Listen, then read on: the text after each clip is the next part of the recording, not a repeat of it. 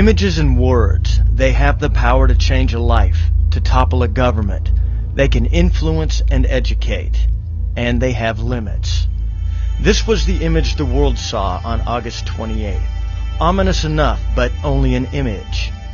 In the early hours of the next morning, Monday, August 29th, Hurricane Katrina came ashore delivering one gut punch after the next to the Mississippi Gulf Coast. 120 miles of Mississippi coastline, 375,000 residents, billions in damage, dozens of communities destroyed, 50 million cubic yards of debris, and 238 dead. Hurricane Camille, once the benchmark for any Gulf storm, dropped to a distant second. Some call Katrina the worst natural disaster in the history of the United States. For Mississippi, it's the news story of a generation, perhaps a lifetime. Telling that story better than anyone were 5 Mississippi newspapers.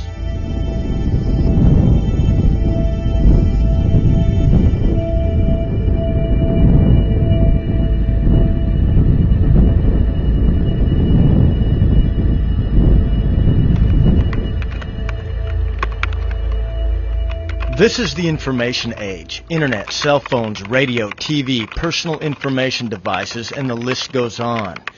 Each of those media was rendered useless after Katrina because access to electricity was wiped away by storm winds and water.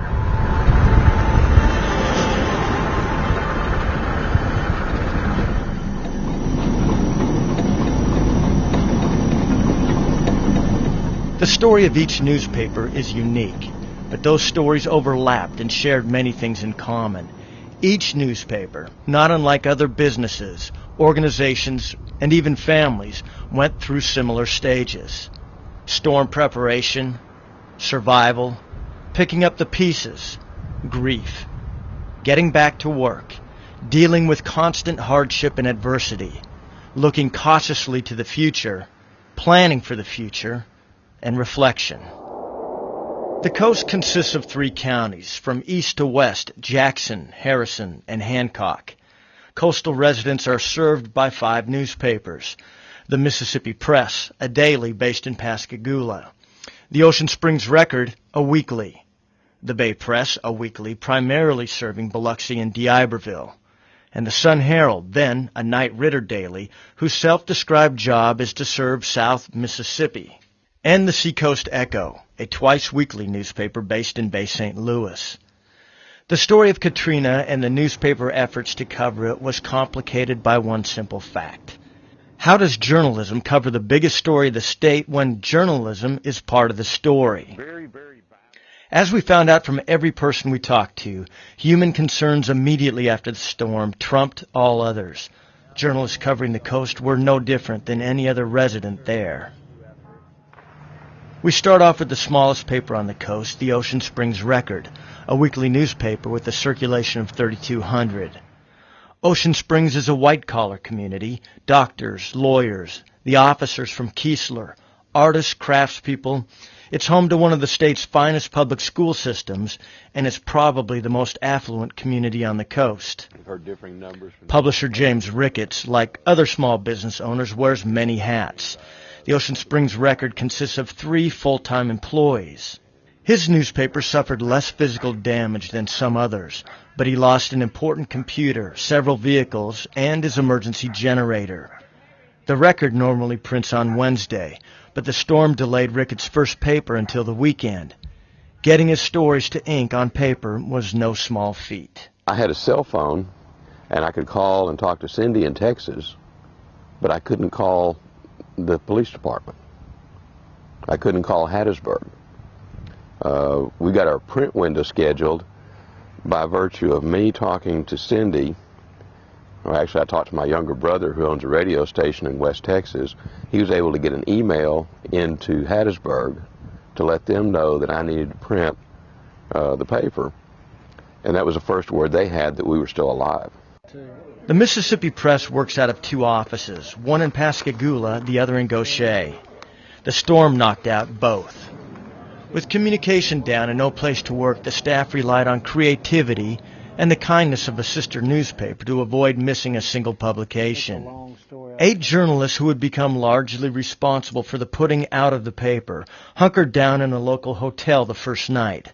From then on, it was a daily commute by bus back and forth from neighboring Alabama.